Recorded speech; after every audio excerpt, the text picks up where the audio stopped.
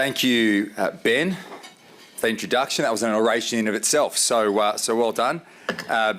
Can I say that we obviously don't want to speak too much about COVID, but there's no doubt after 18 months of on and off lockdowns that it's a real honour and privilege to be having been asked to deliver this oration today in the greatest city, in the greatest state, in the greatest country in the world. I want to acknowledge Michael Miller, Executive Chairman of News Corp, the Bradfield Board, my ministerial colleagues who are here today, Stuart Ayres, Alistair Henskins, Victor Dominello and Sarah Mitchell. We've got a great team here in our state to take our city and state forward. I'd like to acknowledge the Daily Telegraph and the staff for everything they do in hosting this very important event annually. In a few short years, the Bradfield Oration has become not just a fixture in the life of our city, but the benchmark for the best of public imagination. I was hoping to be able to come here and, as I said, not talk about living in the shadow of COVID. But as so often has been the case over the last 2 years, we are still faced with uncertainty. We've been confronted with so many setbacks, stops and starts, fears and failures. For many, there has been heartache and loss. It would be perfectly understandable for many of us to look back with frustration and to look ahead with despair. But every generation, through time, has been tested. And I believe that this is our turn and this is our test. Our state and our city have been through testing times before. Fire, flood, famine, war and disease. We've seen it, we've faced it, and we've overcome it. So even though we meet in the shadows of the pandemic, nothing should overshadow our hopes for a better future or our confidence in getting there. We cannot choose the circumstances in which we live, but we can certainly choose how we respond. So today, I want to tell you how John Bradfield and his generation responded to the challenges of their age, and how we can do the same thing with a new vision for our city and our state. But first, let's rewind to just over 100 years ago. It's 1919, just after the Great War, and the world was going through another pandemic, the Spanish influenza, which claimed somewhere between 17 million and 100 million lives. New South Wales recorded its first victim in January of that year, a returning soldier. The virus soon spread, and at one point, some estimates say almost 30% of Sydney's total population had influenza, and over 6,000 people died. Now put yourself in the shoes of someone who was born in the late 19th century, someone like John Bradfield. He would have lived through a few smaller epidemics in the late 1800s, then the First World War, then the Spanish influenza, and after all of that, the Great Depression. Now that should give us some perspective on the challenges that we are facing today. But Bradfield and his generation responded not by backing down, but by building up. They had a vision and they made it real, building the Harbour Bridge, an engineering feat as impressive today as it was 100 years ago. And let's not forget the political battles he had to fight too. I came across this article from 100 years ago and 6 days, dated the 26th of November 1921. I asked our state librarian, John Vallance, for the original, but he told me it would disintegrate in front of you, so unfortunately I couldn't bring it, despite how much I tried. But this report from November 26, 1921, reports a rowdy debate over legislation in the New South Wales Parliament about the so-called North Shore Bridge Bill. This was the Parliament's third attempt at passing a bill to build the Harbour Bridge. Frustrations were high. As usual, insults were exchanged, and the article reports disorderly conduct because a certain regional member was loudly and stubbornly insisting the money would be better spent in the country. Sounds like Barilaro. Anyway, he's gone now. Outside Parliament though, it wasn't just inside, outside Parliament, ferry operators that were floating, complained that the bridge build would put them out of business. There were complaints about costs, land acquisitions, and the time that it would take to build this bridge. Now, this all sounds all too familiar. John Bradfield was a visionary, but the rose-tinted glasses of hindsight can filter out the messy work of turning a vision into a reality. Vision is important, but you can't drive your car across Sydney Harbour on a vision. What matters more is making it real, regardless of the circumstances that surround you. That's what Bradfield did then, and that's what we are doing now. For the last 10 years, I've been part of a government that has worked every day, not just to articulate a vision, but to make it real. We have made delivering mega projects on a mega scale par for the course. This is a great outcome for our state and for our people.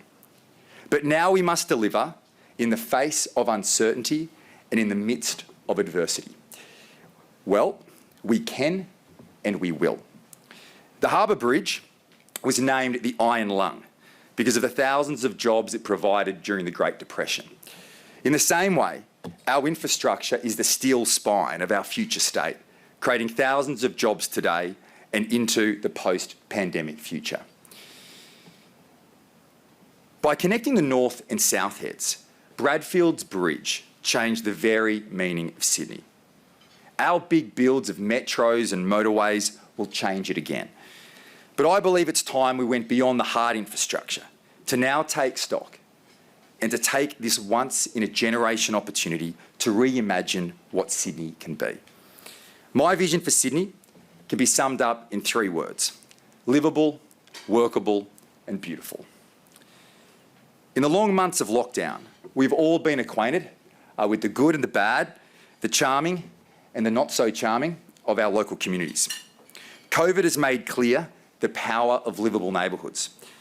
It is at the local level that we find Sir Robert Menzies' homes material, homes human and homes spiritual, the homes of the hard-working, aspirational families of Sydney. Our starting point is that we want everyone to be able to enjoy the world's best quality of life, no matter what your postcode is. So my government will focus on policies that will make that happen. Home ownership is at the top of the list. This is a generational issue, fast-reaching crisis point. If we want future generations to conserve our Australian way of life, we must enable them to claim their stake so that they have something of their own to conserve. As Treasurer, I view this problem through the lens of tax reform. As Premier, I will use every lever at my disposal, whether it's tax, planning, supply, working with the Commonwealth Government, and given how optimistic the Prime Minister was in his introduction earlier, that looks all well on track, to give more people across our state the opportunity to own their own home. Lifting home ownership is part of our drive to help families who are feeling the squeeze. Now, we've taken major strides in this state to lower taxes, to put more money into the pockets of aspirational families. And some people might say that we're driving a voucher-led recovery here. But it's important because young families often have to face the biggest financial pressures on their lives before they are really established. And for them, every little bit counts. So programs like Active Kids, Creative Kids, our first lap swimming program for toddlers, Toll Relief, and even Dine and Discover are really important to me because they help families get ahead. Middle Australia has no lobby group, and so my government will be their most passionate advocate. Livability also means shifting our focus from the mega projects to the local projects, changing the emphasis from the train line to the destination. Our West Invest Fund marks the beginning of this shift, a $5 billion fund to improve quality of life in Western Sydney. Parks, modernised schools, local pools, main streets and eat streets. West Invest isn't just about money. It's a campaign mindset for my ministers that will endure long after every one of the $5 billion is spent. It is a mission to make it possible for everyone in Sydney, particularly in the West, to be able to love where they live. This is about building more than just bricks and mortar, but culture and community too. A livable city also needs world-class services within easy reach. And our government has led the services revolution in Australia. People today probably aren't as impressed by Service New South Wales as they once were, because one-stop shops and digital services at your fingertips have now become the new normal.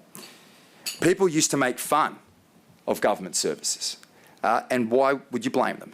But now the private sector is coming to the New South Wales government to see how it's done.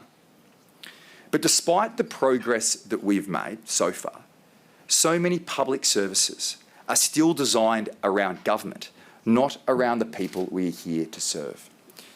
Education should be designed around our children, not simply around the schools themselves. Healthcare should be designed around our patients, not just around hospitals. So many aspects of government services are still stuck in Bradfield's time and have never been moved into the 21st century. I will lead a modern government that doesn't accept the status quo. We've got to challenge the thinking. I want my ministers to ask why. Why, with Sarah here, why does a school day run from 9 a.m. to 3 p.m? And does it still suit the busy life of working families across our state? Why can't we make care more accessible and affordable, whether that's childcare, healthcare, in-home care for our grandparents, or palliative care at the end of life? These are services that we rely on in profound ways, and they have a material impact on our lives, our families, our communities, on our entire social fabric. A livable city must strengthen and support our family and community bonds because they are what keeps our society together. This is the kind of livability I want for our city. Sydney must also be workable. By that, I don't just mean easy to get around. I mean Sydney has to be a place where no matter where you live or what your circumstances are, you have access to a great job. For many decades, the Eastern Harbour City has been the workhorse of our workforce. In the past decade, Parramatta has emerged as a new productive powerhouse. And today we are building the industries of the future around the Bradfield Aerotropolis. Each of these centres must be a place where people at every single stage of their career can find fulfilling work to sustain them and their families. Sydney has many well-established sectors, but I want to build what's already here and increase our capacity to sustain jobs. That means nurturing the industries of the future, and that includes manufacturing.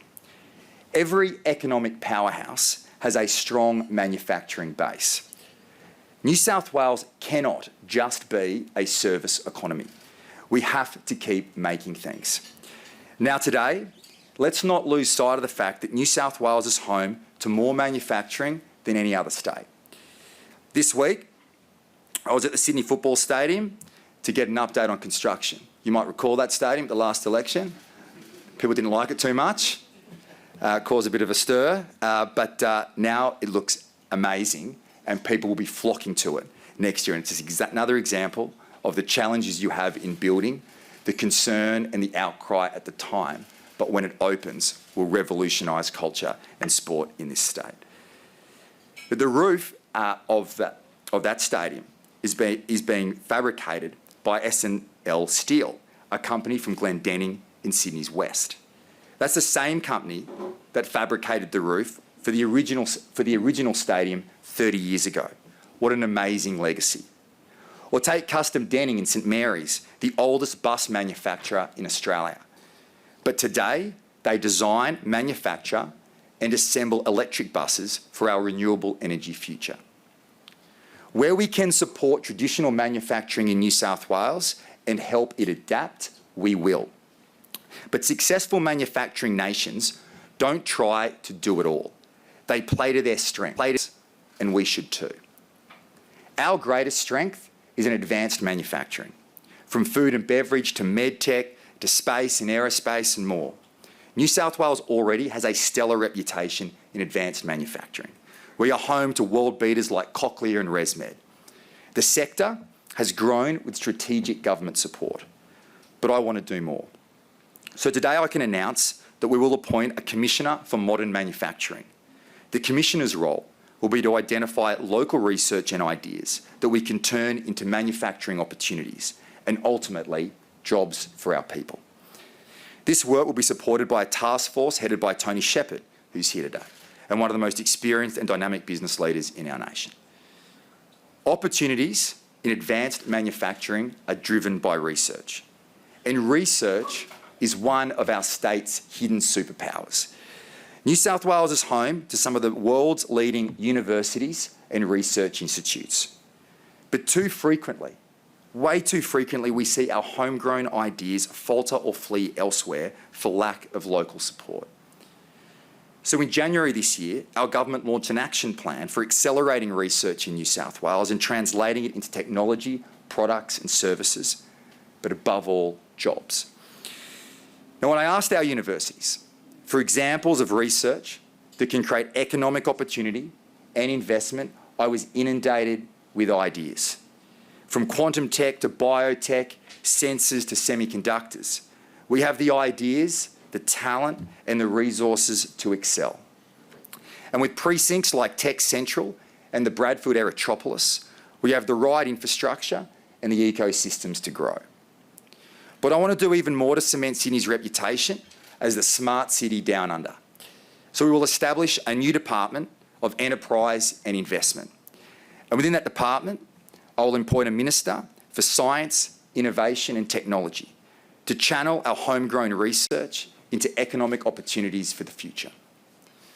And what you will see from our government is much better collaboration with the universities than ever before. I want our universities to flourish, because when unis flourish, ideas flourish and our society flourishes too. It's the same with schools. A strong start for our children is a strong foundation for our civilisation. The opportunities we create will fall to the 8 million people who call New South Wales home. And we will equip them with the knowledge and the skills to achieve great things. The strongest foundations, the best lifelong learning. From beginning to end, I am passionate about education, and we will make New South Wales the smartest state. The final piece is beauty. The Roman scholar Varro wrote, "Divine nature gave the fields, human art built the cities." The truth is, in Sydney, we haven't always held up our end of that bargain. We've coasted on Sydney's natural charm and dined out on its stunning scenery. Now, clearly, it's not all bad. The bridge, the Opera House, the stunning sandstones, the terraces and the brickwork, humble homes, heritage and history, all built with love. There is much beauty in many of Sydney's buildings, buildings that sing in harmony with nature. But the mistakes are real too, and don't we know it? One architectural aberration can have far-reaching consequences. Now, people often say that the Cahill Expressway is an ugly structure, but it's so much worse than that, so much worse. It destroys the ambience of everything in its wake. And so it's no wonder the wharves below struggle to live up to their potential. And don't even get me started on the Sirius building and the 70s modernist monstrosities lurking out the back of Macquarie Street that sever our city from the green beauty of the Domain and the gardens. These buildings become barnacles, impossible to scrape from the harbour city's majestic bow. Sydney's natural beauty deserves an elegant city. Beauty matters. Roger Scruton once said, "Art once made a cult of beauty. Now we have a cult of ugliness instead." This has made art into an elaborate joke, one which by now has ceased to be funny. I want to put beauty back into the public square literally. The first step is to uncover more of the beauty that lies hidden in plain sight. This week, we announced plans for the Sydney Great Walk. It will connect all of the harbour city's most iconic landmarks into a single spectacular trail. This will be the most iconic urban walk in Australia. There is simply no question about it. The only real question is, why hasn't it been done before? We must also turn Macquarie Street into a genuine cultural precinct that is open to all people and tells the great story of Sydney, from our earliest First Nations history all the way through to today. Right now, Macquarie Street is a weekend ghost town, which when it should very much be a worthy gathering place. This year, Lucy Turnbull and Paul Keating produced an excellent plan. My intention is to put it into action. These projects are focused around the Eastern Harbour City, but the principles apply across the board. As we plan, as we build, as we renew and revitalise, our goal should be to make every corner of our city beautiful. The great cities of the world, Paris, London, Rome, they inspire us with built beauty that stands the test of time. That should be our aspiration for Sydney too. So that is my vision, a livable, workable, beautiful city. And if we realise that vision, Sydney can be two things at once, fulfilling its dual destiny as a great global city and a great local city. Lastly, I want to touch on how our vision for our state is also evolving. Great cities are hungry and they grow at pace. What governments must do is to ensure that as we grow well. The point is not to plan for what New South Wales is today, but for what New South Wales is tomorrow. And that's what John Bradfield did. And that's what we must do too. The pandemic has given us new ways to reimagine living and working. Technology is breaking down the barriers of distance and time, providing workers in many industries with newfound flexibility and choice. So our thinking on how we plan our state should also change. 5 years ago, at this very forum, Lucy Turnbull launched our vision for a metropolis of 3 cities. The chorus of critics again swelled into song, but now this is the Sydney we know. The Eastern Harbour CBD, the Parramatta Central River City, and the Western Parkland City. Yesterday, I was with Lane.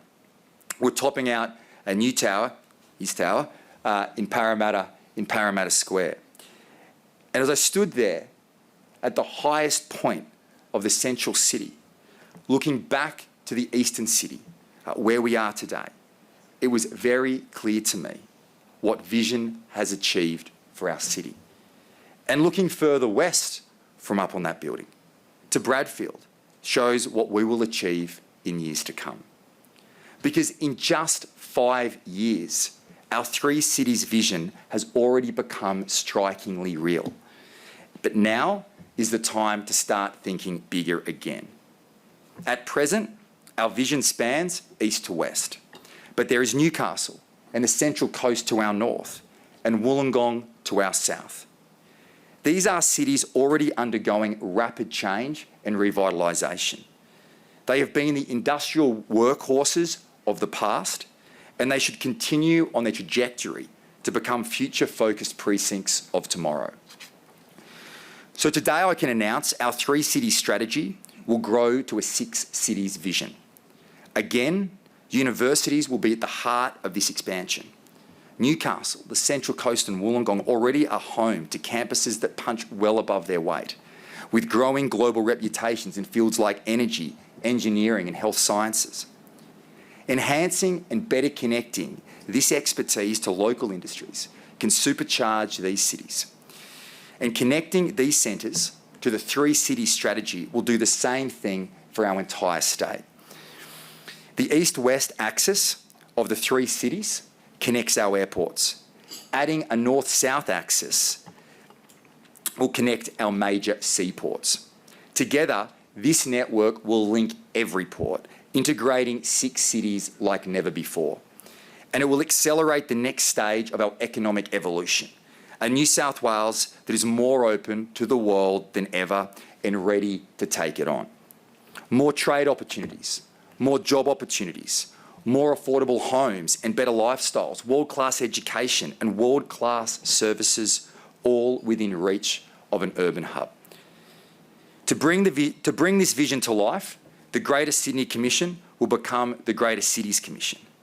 And in my new cabinet, I will appoint a dedicated Minister for Cities to maintain the momentum that we've built and deliver on the next evolution of our vision. Let me conclude by saying that I know the pandemic has not been easy for many people across our state and that many challenges do lie ahead.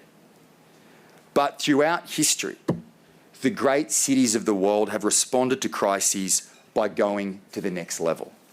And today, we are the beneficiaries. We sit here today as the beneficiaries of those who have come before us, who chose hope over fear, to build and not bow out. In Sydney, this is the proud legacy of John Bradfield. And this is the legacy that we here today inherit. As leaders in industry, in media, in culture, in politics, our choice must be the same too: to combat crisis with confidence and to build a better future for those who are yet to come. Thank you.